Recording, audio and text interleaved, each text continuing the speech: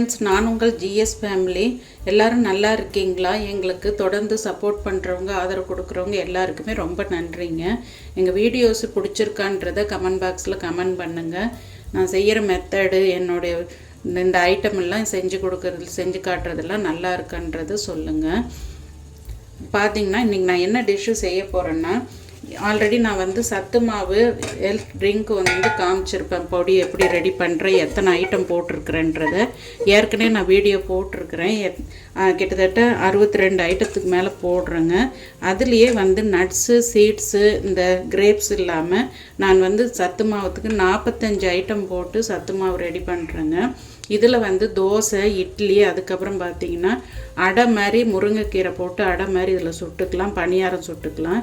நான் சேல்ஸுக்கு தனியாக வச்சுட்டு இது எங்களுக்கு வீட்டுக்கு நாங்கள் ஆஃபீஸ்லேருந்து வீட்டுக்கு கொண்டு வந்துடுவாங்க. இந்த மாதிரி ரெடி பண்ணுறதுக்காக பாருங்கள் எவ்வளோ நைஸாக இருக்குது. அதே டைமில் எல்லாம் கலந்ததுங்க, நேந்திரத்துலேருந்து எல்லாம் கலந்தது. நட்ஸு எதுக்கு போடுறது இல்லைன்னா அதில் ஆயில் கண்டென்ட் இருக்கிறதுனால ஆயில் நம்ம சுடும்போது அதிலிருந்து வெளிவருங்க, அது நம்மளுக்கு நல்லதில்லை. அதனால தான் அது குடிக்கிறதுக்கு நம்ம கஞ்சியாகவும் பாலில் கலந்து கொடுக்க, குழந்தைங்களுக்கு அது மிக்ஸ் பண்ணி கொடுக்க யூஸ் பண்ணுறோம். இதில் அதை அவாய்ட் பண்ணிவிட்டு இதில் 45 ஐட்டம் போட்டு நம்ம எல்லா ரகமான அரிசி, சிறுதானியம் எல்லாமே போட்டிருக்குங்க. இது ரொம்ப சத்தானதுங்க. ஒரு தோசை எடுத்தால் போதுங்க, அந்த அளவுக்கு ஹெல்த் இருக்கிறது. இது நான் இப்போ எப்படி இட்லி தோசை சுடுறேன்றதை உங்களுக்கு காமிக்கிறேன். இந்த கரண்டியால் 2 கரண்டி மாவு எடுத்து நான் ஆல்ரெடி இருக்கிற இட்லி தோசை மாவோட மிக்ஸ் பண்ண போகிறேங்க. இப்போ பார்த்திங்கன்னா இந்த மாவு நான் கட்டி வராமல் இருக்கிறதுக்கோசரம் தண்ணி விட்டு நான் கலந்து வச்சுருக்கிறேங்க. இந்த கலந்து வச்ச மாவு நான் தோசை மாவு ஏற்கனவே நாம் அரைச்சி வச்ச தோசை மாவு இருக்கும் இல்லைங்களா, நேரடியாகவும் ஊற்றலாம். ஆனால் குழந்தைங்க நேரடியாக ஊற்றும்போது அதோட டேஸ்ட்டு, கலரு அது மாறும்போது கொஞ்சம் சாப்பிட்றதுக்கு யோசிப்பாங்க. அதனால் நான் இதில் இட்லியும் தோசையும் இதில் வெள்ளை மாவு அரைச்சி வச்சுருப்போம் இல்லைங்களா, அந்த நார்மல் மாவில் கலந்துக்கலாம். ஏற்கனவே நான் மெஷர்மெண்ட் போட்டிருக்கேன். அதே மாதிரி இது பார்த்திங்கன்னா கொஞ்சம் அரிசி நான் ரவை பதத்தில் தான் அரைப்பேன். அப்போ இந்த நரநரத்தன்மை இருக்கும்போது இட்லியும் தோசையும் நல்லா வருங்க. நீங்கள் எதுவுமே இது கூட ஆட் பண்ண வேண்டாம். அந்த மாவு ஒன்று ஆட் பண்ணி, அதுவும் இன்னொரு ப்ளஸ் பாயிண்ட் என்னென்னா, நீங்கள் நைட்டே கலந்து வைக்கணும், ஊற வைக்கணும் அதெல்லாம் இல்லைங்க. கலந்த ஸ்பாட்டில் நீங்கள் இட்லியும் தோசையும் சுட்டுக்கலாம். வெயிட் பண்ணணும், ஐயோ இது கலந்து வச்சுட்டு நம்ம முன்கூட்டி கலந்து வைக்கணுமே, கலந்து வைக்கலையேன்ற கவலை உங்களுக்கு வேண்டாம். டக்குன்னு கலந்த உடனே இதை செஞ்சுக்கலாங்க. எதனால் நான் இந்த மெத்தடில் பவுடரை அரைச்சி வச்சுக்கிறேன்னா, பார்த்திங்கன்னா நான் ஒவ்வொரு வாட்டியும் நைட்டில் ஊற வச்சு, சில ஐட்டங்கள் நைட்டு ஃபுல்லாக ஊறணும், அந்த மாதிரி ஊற வச்சு காலையில் கல்லில் அதை தனியாக மாவு அரைக்கும் போது அரைக்கணும். அதை அரைக்கிறதுக்கும் டைம் எடுக்குங்க. ஒரு சில ஐட்டங்கள் கல்லில் டக்குன்னு அரைப்படாது எவ்வளோ ஊறினாலும்.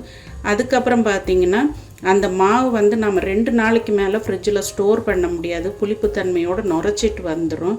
அது செரிமானமும் ஆகாதுங்க, அந்த ஹெவியாக புளிச்சதில் என்ன நம்ம மிக்ஸ் பண்ணாலும். அதனால தான் நான் இது ஊற வச்சு கழுவி, சிலது ராகி எல்லாம் முளைக்கட்டி, கம்பு, ராகி எல்லாமே முளைக்கட்ட வேண்டிய ஐட்டங்களும் முளைக்கட்டி நான் பவுடரை அரைச்சி வச்சுன்னு. இது எனக்கு ரொம்ப ஈஸியாக இருக்குது, ஹெல்த்தாகவும் இருக்குதுங்க. இந்த இது உங்கள்கிட்ட ஷேர் பண்ணிக்கலாம். யாருக்கு வேணுமோ நீங்கள் இது விருப்பப்பட்ட ஆர்டர் கொடுங்க, நான் செஞ்சு கொடுக்குறேன். ஆல்ரெடி எங்கள்கிட்ட தெரிஞ்சவங்க லோக்கலில் இருக்கிறவங்க வாங்கிட்டு இருக்கிறாங்க.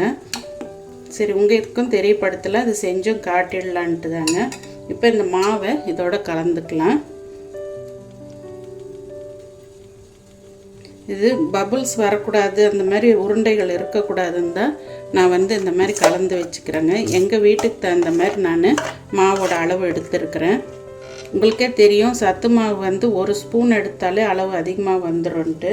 நீங்கள் இட்லிக்கு கொஞ்சம் கெட்டியாகவும், தோசைக்கு ஏற்கனவே நீங்கள் எப்படி சுடுறீங்களோ நார்மல் மாவில் அதே மெத்தடு தாங்க. பாருங்கள், இந்த மாவு தாங்க. இதில் நீங்கள் அடை சுடுறதுனாலும் சுட்டுக்கலாம், என்ன வேணாலும் செஞ்சுக்கலாங்க. இதில் கொஞ்சம் சால்ட்டு மட்டும் சேர்த்துக்கோங்க. நான் நார்மல் மாவுலேயே அரை உப்பு தான் சேர்ப்பேங்க, இல்லைன்னா புளிச்சிட்டு வந்துடும் சொல்லி. கொஞ்சம் உப்பு மட்டும் சேர்த்துட்டு நீங்கள் உடனே இதை ட்ரை பண்ணலாங்க. இந்த தோசைக்கு நீங்கள் என்ன சட்னி வேணாலும் யூஸ் பண்ணலாம், இட்லிக்கும் என்ன இருக்கோ அதை யூஸ் பண்ணிக்கலாங்க. எந்த ஒரு சட்னி பண்ணாலும் இதுக்கு மேட்ச் ஆகும். பாருங்கள், தனியாக கலந்ததுனால உருண்டைகள் எதுவும் பெருசாக இல்லை. நீங்கள் நேரடியாக மாவில் உடனே கொட்ட வேண்டாங்க. நீங்கள் சுடுறதா இருந்தால் மாவு இல்லைன்னாலும் இது நேரடியாக சுட்டுக்கலாங்க. இது எதனால்னா உடனே யூஸ் பண்ணுறதுக்கு தான் இந்த மாவு வந்து நீங்கள் கலந்துக்கிட்டிங்கன்னா நீங்கள் வெயிட் பண்ண வேண்டியதில்லை. ஆஃபீஸ் போகிறவங்க, ஸ்கூலுக்கு போகிற பிள்ளைங்களுக்கும் உடனே கலந்து கொடுத்துடலாங்க. இந்த தோசை பெருசாக உங்களுக்கு ஸ்மெல்லோ வித்தியாசமாக எதுவும் காட்டாதுங்க. கலர் ஒன்று தான் சேஞ்ச் ஆகும். அதனால் பிள்ளைங்க பெருசாக இதை அவாய்ட் பண்ணுறதுக்கு வாய்ப்பு இல்லைங்க. உங்களுக்கு எந்த அளவுக்கு தண்ணி வேணுமோ அந்த அளவுக்கு ஊற்றிக்கோங்க. பாருங்கள், இட்லி தட்டில் நல்லெண்ணெய் விட்டுக்கலாம். தண்ணி கொதிச்சிட்டு இருக்குதுங்க. இட்லி ஃபஸ்ட்டு ஊற்றிக்கலாம். அதுக்கப்புறம் கொஞ்சம் தண்ணி கலந்து தோசை விட்டுக்கலாம். மாவு ரொம்ப கெட்டியாக விட வேண்டாங்க. கெட்டியாக விட்டிங்கன்னா கல் மாதிரி வரும். பாருங்கள், இந்த பக்குவத்தில் நம்ம ஊற்றிக்கலாம். நல்லா இருக்குங்க. நீங்கள் ஒரு முறை ட்ரை பண்ணி பாருங்கள் எங்கள்கிட்ட வாங்கி. உண்மையிலே வாங்கினவங்கெல்லாம் எங்களுக்கு வெயிட் லாஸ் ஆகிறதுக்கு இந்த பால் கலந்தோ தண்ணி கலந்தோ சுகர் சேர்த்து குடித்தா வெயிட் அதிகமாகுது அப்படின்றவங்களுக்கு நாங்கள் வந்து இதை கொடுக்குறோங்க. இது வெயிட் லாஸ் ஆகுது, எங்களுக்கு வந்து இது பெருசாக உடம்பு வெயிட் போட மாட்டேங்குது, ஸ்ட்ரென்த்தாகவும் இருக்குன்றாங்க. ஏன்னா லேடிஸ்க்கு என்னென்ன இது வேணுமோ அந்த அரிசிங்களும் பூங்கார் அரிசியிலேருந்து எல்லாமே சேர்த்துருக்குங்க. வீடியோ பார்க்குறவங்க போய் பாருங்கள், என்னென்ன ஐட்டம் போட்டிருக்கேன்ற லிஸ்ட்டு கொடுத்துருக்குறேன். நான் மறுபடியும் ஷார்ட்ஸ்லேயும் சில ஐட்டங்கள் சேர்த்துருக்குறேன். நான் தண்ணி நல்லா கொதிச்சிட்ருக்குங்க. இப்போ நான் இதில் வச்சிடுறேன். இப்போ இட்லி வேகிறதுக்குள்ளே நாம் இதே இதில் இந்த மாவுலேயே தோசை சுட்டுக்கலாங்க.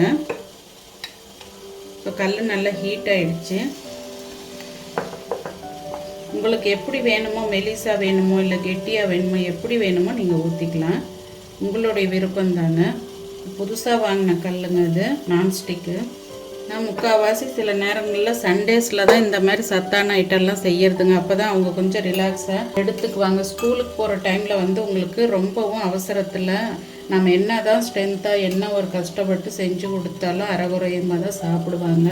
சண்டேஸ்லனால் உங்களுக்கு கொஞ்சம் ஃப்ரீயாக இருப்பாங்க. கொஞ்சம் இது பசியும் தாங்குங்க. உங்களுக்கு நார்மல் தோசையை விட இது நல்ல பசி தாங்கும். கலரே பாருங்கள், எல்லா ஐட்டமும் கலந்துருக்கு. ஆனால் கலர் நல்ல ஒரு பிஸ்கட் கலரில் இருக்குது பாருங்கள். நீங்கள் ஒரு சைடு மாவு தேய்ச்சி விட்டு எடுத்துக்கலாம். இது குயிக்காக ஆகிடுங்க. தோசை, இட்லி எல்லாமே ஏற்கனவே நம்ம ஊற வச்சு முளை கட்டி அதுக்கப்புறம் பார்த்தீங்கன்னா வறுத்து நாம் செய்கிறோம். அதனால் ரொம்ப இது குக் ஆகாதோ, ஜீரணம் ஆகுமோ ஆகாதோன்ற பயம்லாம் இல்லைங்க. எங்களுக்கு அதிகமாக சத்து மாவு தான் போகிறதுங்க. அதுலேயும் இந்த மாதிரி ஒரு தோசை இட்லின்றப்போ நிறைய பேர் விரும்பி கேட்குறாங்க. ஏன்னா இப்போ எல்லாருமே வெயிட் போடக்கூடாது, ஹெவி இதுக்கு சாப்பிடக்கூடாதுன்றப்போ இந்த மாதிரி இது ஆஃபீஸ் போகிறவங்களாம் நிறைய ஐட்டங்களை ஊற வைக்க. இன்னொன்று பார்த்தீங்கன்னா இந்த சிறுதானியெல்லாம் வாங்கி வச்சு ரொம்ப நாள் ஸ்டோர் பண்ண முடியாதுங்க. வண்டு, செல்லு, பூச்சி ஆட்டம் பிடிச்சிரும். அப்போ இந்த மாதிரி அரைச்சி நம்ம வச்சுக்கும்போது, வறுத்து அரைக்கும் போது நம்மளுக்கு ரொம்ப நாள் தாங்குங்க. நீங்கள் ஒரு ஃபேமிலிக்கு எத்தனை ஐட்டம் வாங்கி நீங்கள் ஃப்ரிட்ஜ்லேயோ இல்லை வெளியவோ ஸ்டோர் பண்ணுவீங்க? அந்த மாதிரி உங்களால் கண்டிப்பாக செய்ய முடியாது. 4 ஐட்டம் வாங்கினா அது செலவாகவே லேட் ஆகும். 1/4 கிலோ வாங்கினாலும் ஒரு 4 மெம்பர்ஸ் இல்லை 3 பேர் இருக்கிற வீட்டில் இந்த மாதிரி பவுடராக வாங்கி வச்சுட்டிங்கன்னா அப்பப்போ உங்களுக்கு தேவைப்படும் போது 1 கிலோவோ 1/2 கிலோவோ அந்த மாதிரி வாங்கி வச்சுட்டிங்கன்னா உங்களுக்கு ஹெல்த்தாகவும் சாப்பிட்டுக்கலாம். அதே நேரம் பார்த்திங்கன்னா உங்களுக்கு ஊற வச்சு அரைச்சி மாவு வேஸ்ட்டாக கீழே போட்டுற வேலையும் இருக்காது. நீங்களும் அனுபவப்பட்டிருப்பீங்க. சிறுதானியத்தில் சுடுற ஒரு அரைச்சி வைக்கிற மாவு வந்து கண்டிப்பாக ஒரு 2 நாளைக்கு மேலே ஸ்டோர் பண்ண முடியாதுங்க. அது என்ன மெத்தடில் அரைச்சாலும். இதே ட்ரையாக இருக்கும்போது உங்களுக்கு எத்தனை நாள் வேணாலும் நம்மளுக்கு தேவைப்படும் போது கலந்து சுட்டுக்கலாங்க. இது நான்ஸ்டிக்கில் தான் இப்படி வருமா, இரும்புக்கல்லில் வராதான்னு நினைக்காதீங்க. நான் புதுசாக வாங்கினதுனால குழந்தைங்களுக்கு அவங்க ஒரு ஆசைப்படுவாங்கன்றதுனால இதில் நான் சுட்டுட்ருக்குறேன். 62 64 ஐட்டம்லாம் போடுறது, ஒவ்வொரு ஐட்டமும் நாம் தேடி பிடிச்சி அதை நல்ல ஒரு தரமாக வாங்குறதுன்றது ரொம்ப ஒரு சாதாரண விஷயம் இல்லைங்க. அதே மாதிரி இதுக்கு என்னென்ன வேணுமோ ஹெல்த் ட்ரிங்க்ஸ்லேயும் நாங்கள் சுக்கு, ஏலக்காய் எல்லா ஐட்டமும் போட்டிருக்குறேங்க. இதில் அதெல்லாம் அவாய்ட் பண்ணியிருக்கிறேங்க. ஏன்னா தோசை இட்லியில் அது கொண்டு வர முடியாதுன்ட்டு இது ஒரு பேட்சு அது ஒரு பேட்சை அரைச்சிக்குவோம் நாங்கள். இன்னும் மெலிசா வேணுனாலும் நீங்கள் ஊற்றிக்கலாம்.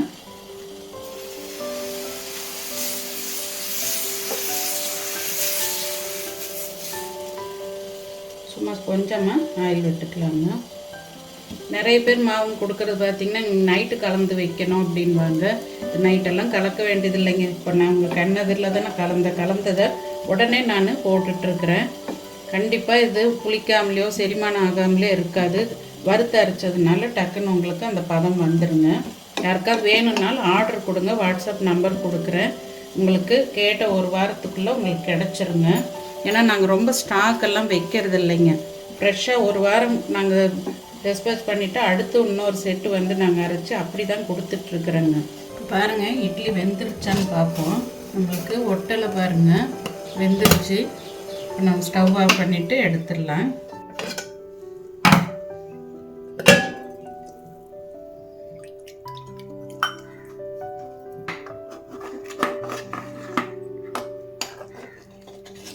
பாருங்கள் ஃப்ரெண்ட்ஸ், இட்லியும் ரெடி ஆகிடுச்சு, தோசை ரெடி ஆகிடுச்சு. இதுக்கு பார்த்திங்கன்னா வெஜிடபிள் குருமா வச்சுருக்கிறேன். அதோடு பார்த்திங்கன்னா தக்காளி தொக்கு நம்ம ஆல்ரெடி வீட்டில் ரெடி பண்ணி வச்சதுங்க, இதுவும் வச்சுருக்கிறேன். இதுவே மேட்சாக இருக்குங்க. பத்தாவதுக்கு குருமாவும் இருக்குது. இட்லி பாருங்கள் எவ்வளோ ஸ்மூத்தாக சாஃப்டாக இருக்குன்ட்டு ஹோல்ஸாக. நான் சொன்ன மெத்தடில் நீங்கள் வாங்கி ட்ரை பண்ணி பாருங்கள். இல்லை நீங்களே வீட்டில் அரைச்சிக்கிறதுனாலும் ஓகேங்க. எல்லாமே ஊற வச்சு முளைக்கட்டி அரைச்சி வறுத்து அரைக்கணுங்க. இது பெருசாக ஸ்டோர் பண்ணுறதுக்கு நம்மளுக்கு அதில் மிளகாய் போட்டு வைக்கணும், கிராம்பு போட்டு வைக்கணுன்ட்டுலாம் இல்லைங்க. ஃப்ரிட்ஜ்லேயும் வைக்க வேண்டியது இல்லைங்க. இந்த ட்ரை மாவு நீங்கள் வாங்கினீங்கன்னா அவ்வளோ ஒரு பியூராக நல்லா நாங்கள் சுத்தம் பண்ணி செஞ்சு கொடுக்குறோங்க. யாராருக்கு வேணுமோ ஆர்டர் கொடுங்க, நாங்கள் உங்களுக்கு ரெடி பண்ணி அனுப்பி வைக்கிறோங்க. பாருங்கள் சுட சுட எவ்வளோ ஒரு ஹோல்ஸாக வந்திருக்கு பாருங்கள். இது வந்து அந்த அளவுக்கு சாஃப்டாக இருந்தால் தான் இப்படி வருங்க. தோசையும் பாருங்கள் நல்லா மெலிசாவும் வந்திருக்கு நம்மளுக்கு. அதே டைமில் கெட்டியாக வேணுனாலும் ஊற்றிக்கலாம். இதில் வெங்காயமும் தூவி விட்டு போட்டுக்கலாம். என்ன மெத்தடில் வேணுமோ நீங்கள் சுட்டுக்கலாம். இந்த எல்லா ஐட்டம் கலந்துருக்கு, எப்படி இருக்குமோ நீங்கள் யோசிக்க வேண்டாம். ஒரு டைம் வாங்கி ட்ரை பண்ணி பாருங்கள். பிடிச்சிருந்தா ஃபர்தராக நீங்கள் ஆர்டர் கொடுங்க. ஓகே ஃப்ரெண்ட்ஸ், பாய். அதே மாதிரி எங்களுக்கு சப்ஸ்கிரைப் பண்ணுறவங்க எல்லாருக்குமே நன்றிங்க. தொடர்ந்து ஆதரவு கொடுங்க.